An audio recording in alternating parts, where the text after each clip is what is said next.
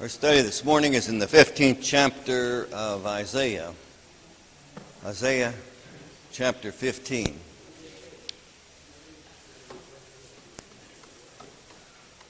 Isaiah chapter 15. Ned, would you word a prayer for us this morning? Dear loving Heavenly Father, Lord, we're so thankful for this beautiful Lord's Day that we have, that we come together in fellowship one with another. Pray you'll be with us this morning, that you'll be with the teachers, that they'll teach, we as students will learn, and we'll apply these teachings to our lives, and we'll be better examples for you. We pray for those who could not be here today because of health. We pray that a portion of their health will be restored, and they can be back with us. We pray for those who have chosen not to be here, that we might touch their hearts and bring them back. Continue to bless us, Lord. Forgive us of our sins. In Jesus' name we pray. Amen. Amen. 15th chapter of Isaiah reminds us, through the burden that was put upon Moab, that God paid attention to other nations as well as Israel. Israel was, of course, God's chosen group, but God, through His Word, tells us that, or through His Word, we know that at least He paid attention to other nations, Moab being one of those. And of course, we've been studying about the Assyrian nation, the burden on the Assyrian nation, and the judgment, the destruction of that nation, the Babylonian nation. So here in Isaiah, the 15th and 16th chapter, he turns his attention, Isaiah, through God, through Isaiah, turns his attention to Moab. Now, what do we know about Moab? The context here is pretty important, I think. So what do we know about Moab? Well, we know that the Moabites were a descendant of Abraham's nephew Lot. And all of us remember the circumstances where Lot had children by way of his daughters. And Moab became a nation across Jordan River, there near the Salt Sea. Obviously, Moab didn't go into Egypt with the Jews. But when the Jews came out of Egypt and were wandering in the wilderness, the Jews had an encounter with Moab. And what was that encounter? To refresh our memories. Before the Jews went into the land of promise, before they went across the Jordan River, they had this encounter with the Moabites. And what was that all about?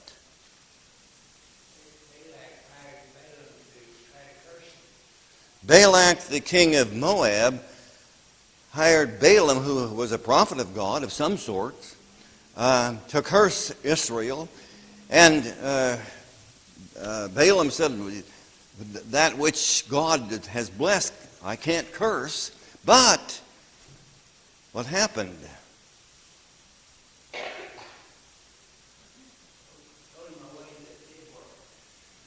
It was kind of a backdoor deal. You know, get these Israelites, get these Jews to have some liaison with the Moabite women. And there at one point in their journeys, the Jewish folks mingled with the Moabite, particularly the Moabite women. They participated in Baal worship, and God cursed Israel. A great destruction in Israel as a result of that liaison, between the people of the Jews and the Moabites. Now, by the way, were all the Moabites bad?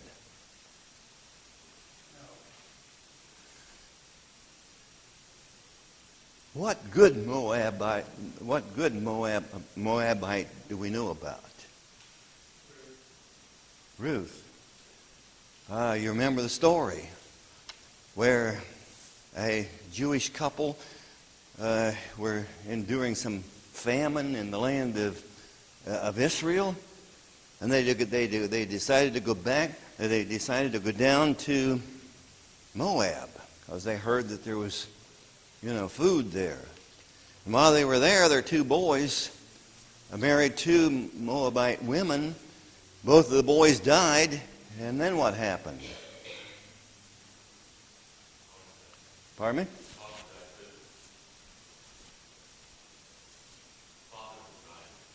Father died, the two boys died. They left two widows. They left three widows. Naomi, Ruth, and who was the other one? Orpha. They left, and so as we all remember, Ruth clung to her mother-in-law and went back to the land of Judah, land of Israel, and there became the mother, married Boaz, a Jewish man of Judah, and then 3 generations later, David was born in that lineage, you see.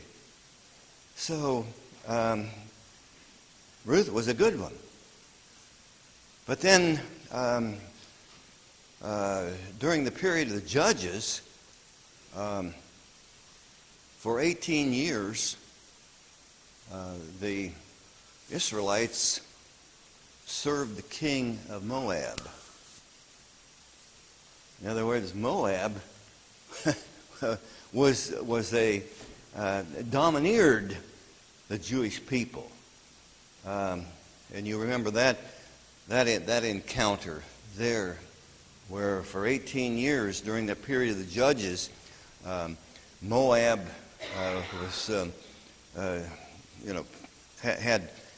had the Jews in subjection, and Ehud, the judge, was appointed, destroyed the king of Moab, and then for a time the Jews were free of foreign domination. Well, so there's a lot of history there with regard to this interaction between Moab and the Israelites. But now it was a time of judgment. Now, as we think about when God put this burden, this judgment, this destruction on Moab, as we read the 15th and 16th chapters of Isaiah and look at their condition, let's contrast that with that scene back centuries and decades earlier, where we had this encounter between the Jewish people and the Moabites, particularly the women. The awful scene there where there was the Jews were consorting with these Moabite women, and a big drunken, I suppose, with Baal. There were a lot of sexual involvement, because that prophet Baal had to do with temple prostitutes and that sort of thing. Contrast all that immorality, that terrible debauchery was going on there. Contrast that with the scene that Isaiah presents about the destruction of Moab. Quite a different scene. Quite a different situation. And let's look at that as we uncover through Scripture here God's condemnation of Moab. The burden, the judgment the destruction of Moab. In verse 1. Because in the night, Ar of Moab is laid waste. Now, for whatever reason, God reveals here in the 15th, 16th chapter, he reveals 23 specific cities or places, geographic areas in Moab. I mean, why he pinpoints, this place, this place, this place within Moab going to be destroyed. So in chapter 16, he mentions 17 of those specific geographic points, and then the rest of them in the 16th chapter of Isaiah. So here's the first one. Ar of Moab is laid waste and brought to silence, because in the night Kir of Moab is laid waste, brought to silence. Now, it says here in the night. Now, what does that kind of convey? What does that conjure up in your mind? In the night, it's going to be laid waste. It's going to be sudden destruction. Okay? Now, who did God use to eliminate Moab? Did he use the Assyrians? Did he use the Syrians? Who did he use? What country, what nation, what king, what foreign king did God use to destroy Moab? Could have been, and he was the Assyrian, right? But I guess that's as good an answer as any, because I don't think we know. I don't. There's a lot of controversy as to who God used to destroy the nation of Moab. But whoever it was, the destruction was going to be pretty complete, and it was going to be suddenly. Now, as we think about this destruction, were there other prophets of Israel that spoke about the destruction of Moab?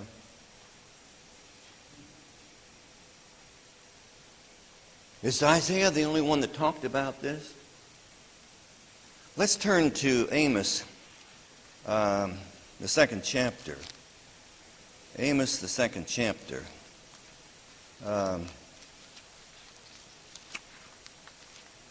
Amos, the second chapter, first few verses. Thus saith the Lord,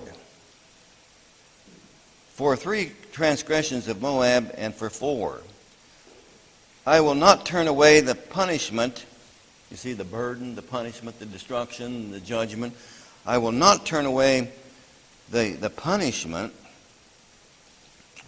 thereof, because he burned the bones of the king of Eden into lime. Now, apparently Moab and Eden had some skirmishes, battles, and so forth. And God says through Amos, I will send a fire upon Moab, and it shall devour the places of Kerith, and Moab shall die with tumult, with shouting, and with the sound of the trumpet. I will cut off the judges from the midst thereof, and I will slay all the princes thereof with him, saith the Lord. So Amos talks about the destruction of Moab. Zephaniah, second chapter, beginning with verse 8.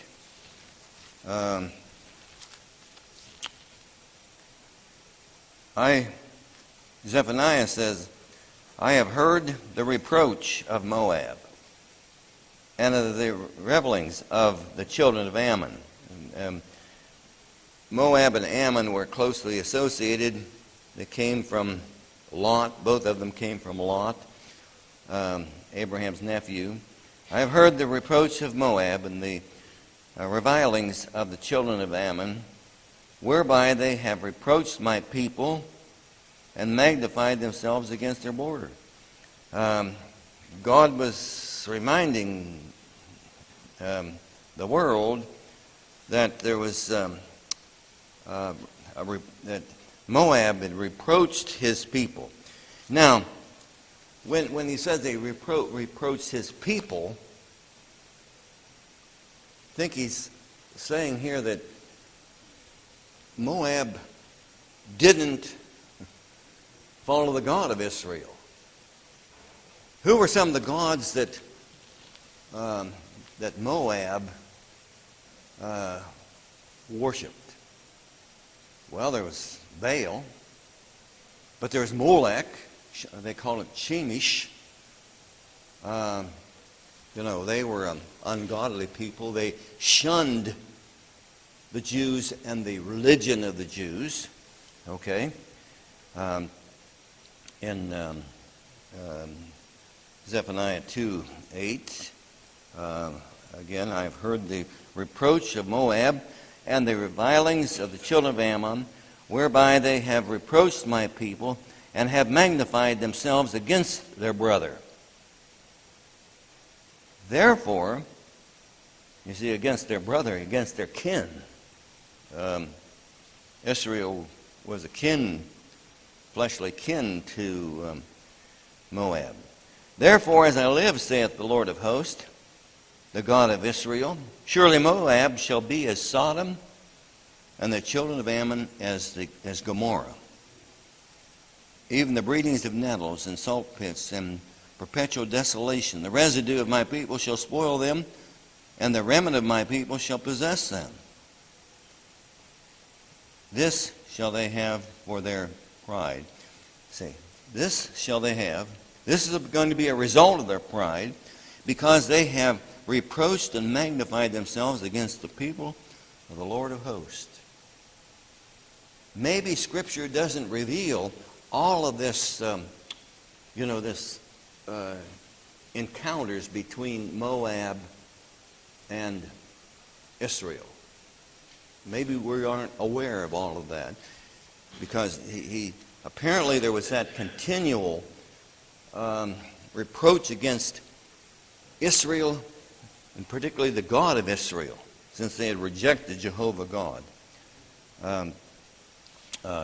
In the ninth verse again, therefore as I live, saith the Lord of hosts, the God of Israel, surely Moab shall be as Sodom, and the children of Ammon as Gomorrah. And Sodom and Gomorrah were obviously completely obliterated. Then down in verse 10, they shall have for their pride. This shall they have for their pride. When we go back to Isaiah, pride is mentioned again. Because they have reproached and magnified themselves against the people of the Lord of hosts, the Lord will be terrible unto them. For he will famish all the gods of the earth, and men shall worship him, every one from his place, even all the sides of the heathen. So Zephaniah talks about the destruction of Moab. Let's look at Jeremiah the 48th chapter. Jeremiah 48. Jeremiah 48. Against Moab, thus saith the Lord of hosts, the God of Israel, woe unto Nebo, for it is spoiled. Thanim is confounded and taken. Mizgah is confounded and dismayed. And there shall be no praise of Moab. In Heshbon they have devised evil against it. Come and let us cut it off from being a nation. So they were going to be cut off. They're going to be no more of a nation. The nation is going to be gone. The ethnicity of them, gone. Couldn't find a Moab today with a search warrant looking for them. They're gone as a nation, as an ethnic group. A voice crying shall be from Horonaim, spoiling and great destruction. Moab is destroyed. Her little ones have caused a cry to be heard. For in the going up of Luhith, continual weeping shall go up. For in it, the going down of Horonaim, the enemies have heard the cry of destruction. Flee, save your lives, and be like the heath in the wilderness. Or by the Seneca reference there, it says the naked object of the wilderness. For because thou hast trusted in thy works and in thy treasures. See here this idea, thou hast trusted in thy works and thy treasures, thou shalt also be taken. And Chemosh, that's the god, one of the gods of Moab, shall go forth into captivity with his priest and his princes. And the spoiler shall come upon every city, and no city shall escape. The valley shall also perish, and the plain shall also be destroyed. And so on in Jeremiah. Much of that 48th chapter is devoted to the matter of Moab and its destruction. So back to the 15th chapter of Isaiah, the second verse, here describing the destruction. He's gone up to Bajith and to Dibon, the high places, to weep. Moab shall howl over Nebo, and over Medeba. On their heads shall be baldness, and every beard shall be cut off. Cutting their hair, cutting all their hairs and their beards was a sign of great, in that culture, was a sign of great mourning and difficulty. Verse 3, in their streets they shall gird themselves with sackcloth. Another symbol of grief and mourning and sadness. On the tops of their houses and in their streets, and everyone shall howl, weeping abundantly. And Heshbon shall cry, and Eliath, their voices shall be heard, even unto Jahaz. Therefore the armed soldiers of Moab shall cry out. Even the army, even the military will be in great disarray. His life, in latter part of verse 4, his life shall be grievous unto him. It is the military. Verse 5, Isaiah says, my heart shall cry out unto Moab. His fugitives shall flee unto Zoar. Now, why would Isaiah say, my heart shall cry out for Moab?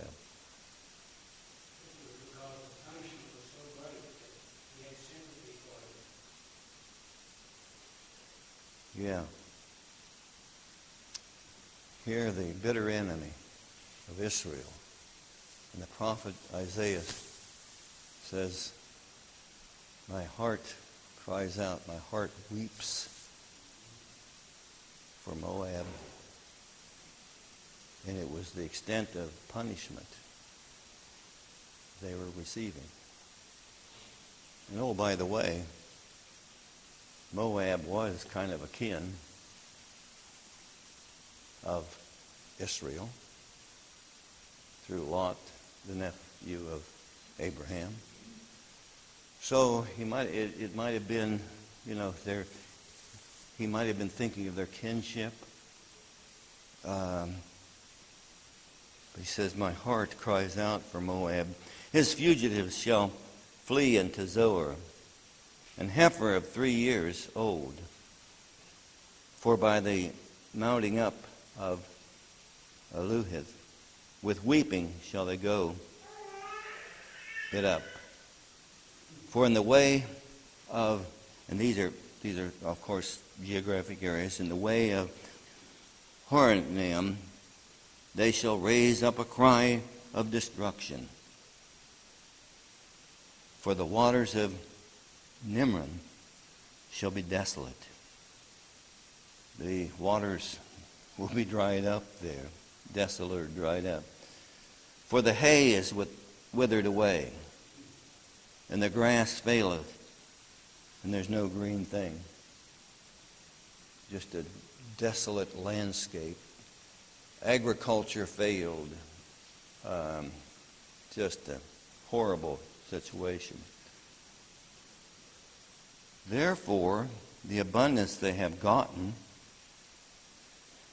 and apparently they had a fairly good agricultural existence there, but no more. Therefore, the abundance they had gotten, and that which they had laid up, shall they carry away in the brooks of the willows. For the cry has gone around about the borders of Moab, the howling thereof unto Eglaim, and the howling thereof to Beer Elam. For the waters of Dimon shall be full of blood. What's that an indication of? Just blood all over the place. The streams were red with blood. For I will bring more upon Dimon.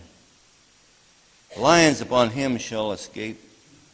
Lions upon him that escapeth of Moab, and on the remnant of the land. Now, lions upon them that escapeth of Moab.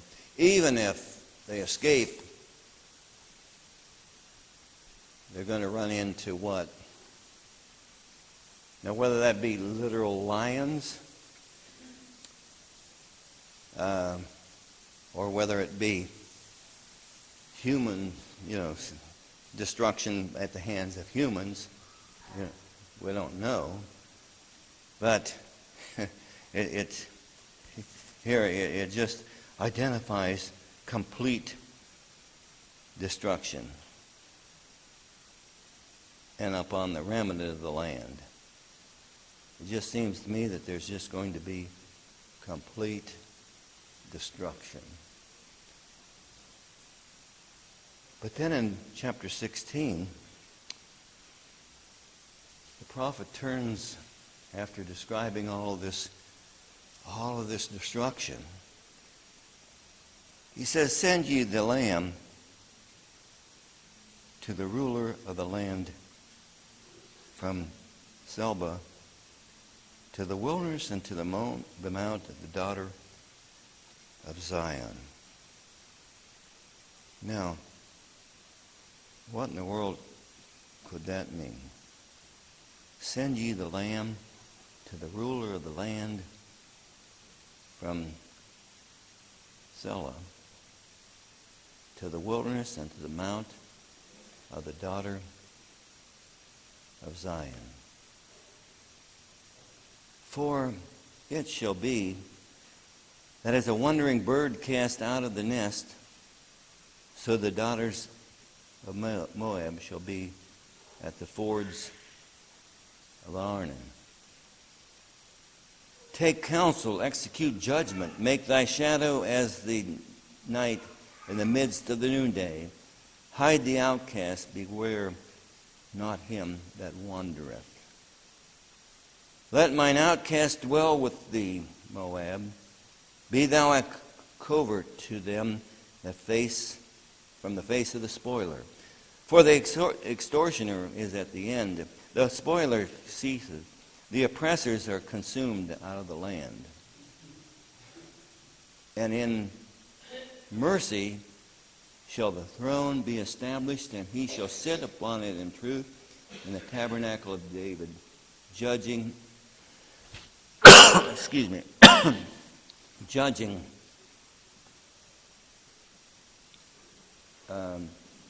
judging and seeking judgment and hasting righteousness. Now,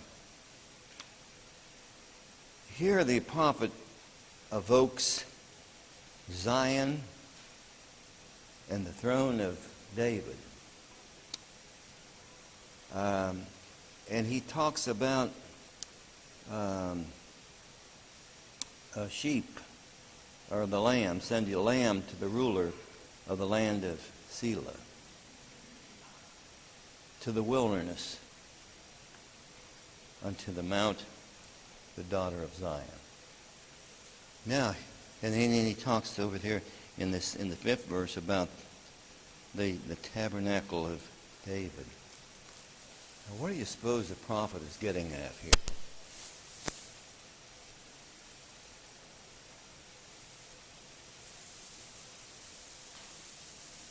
Do you suppose that there was some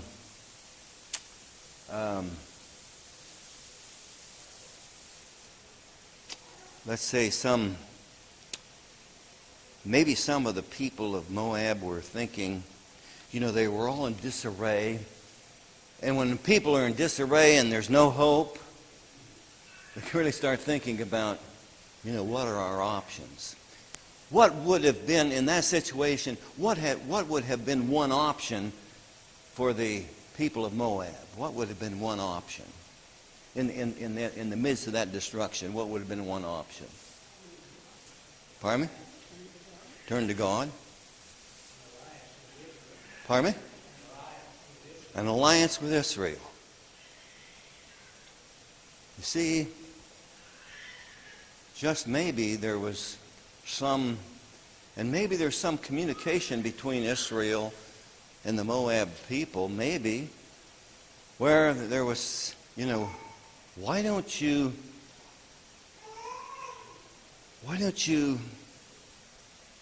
turn to the God of Israel? Why don't you turn to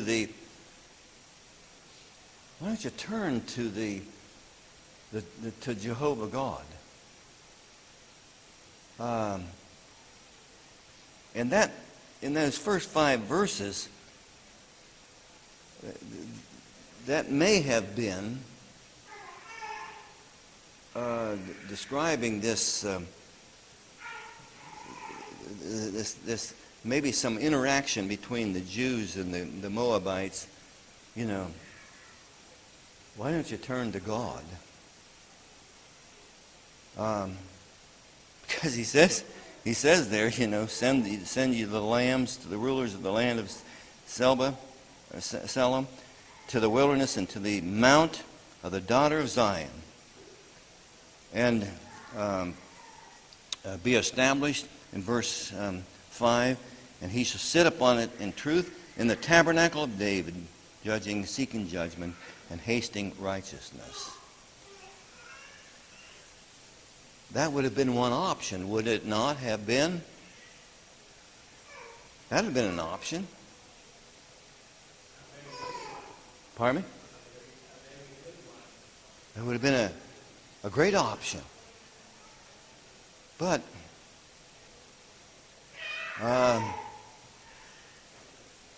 the Jews and their God, Jehovah, on one side, and Moab and their gods were polar opposites, right? Polar opposites. Now, for the Moabites to have accepted the God of the Israelites would have taken a lot of humility, right? I mean, that would have been a humbling experience. Now, as you look at the 6th verse, it says, "We have heard of the pride of Moab. He is very proud." Now, the other prophets that we read from this morning about Moab talked about their pride and arrogance, right? We have heard of the pride of Moab. He is very proud in his haughtiness and his pride and his wrath, but his lies shall not be so. Therefore shall Moab howl. So, this proud people of Moab, are they going to submit? Are they going to relate to the God of Israel?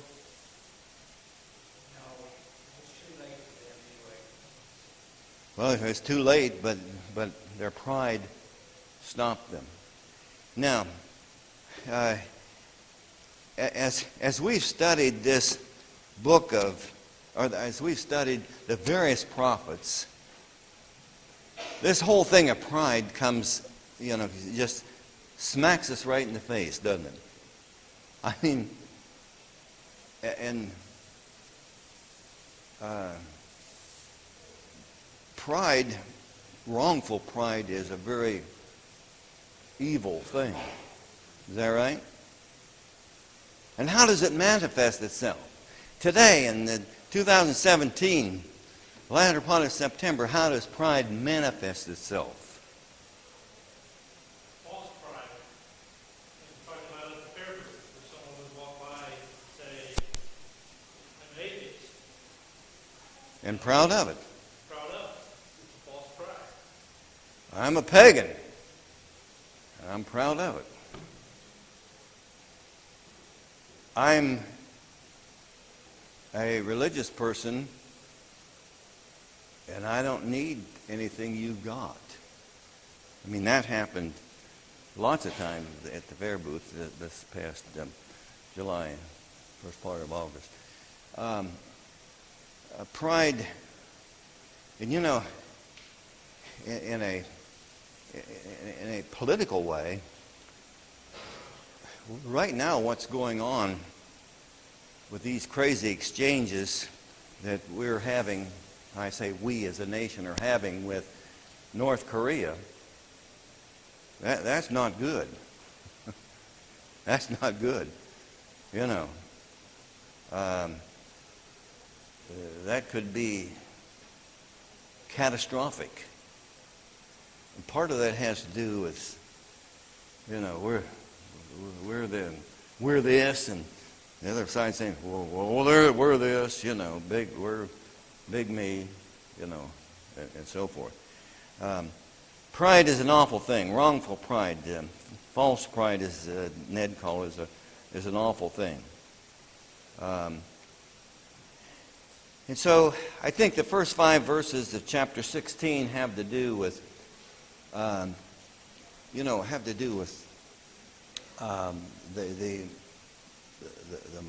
Moabites had an option to, in their course of destruction, had an option of appealing to Jehovah God, but their pride interfered. We have heard of the pride of Moab. Then verse 7 of the 16th chapter, "Therefore shall Moab howl for Moab. Everyone shall howl. For the foundations of Hareth shall ye mourn. Surely they are stricken." Here, when Isaiah was weeping for Moab, you suppose he was just weeping because of the destruction, the total destruction? Or was he weeping in his thoughts of, well, why don't they turn to God? Why don't they turn to Jehovah God? And there ought to be a lot of weeping going on today in terms of why are so many people out there not turning to God and feeling a responsibility to do something about it. We'll start there next week at about the sixth verse of the 16th chapter.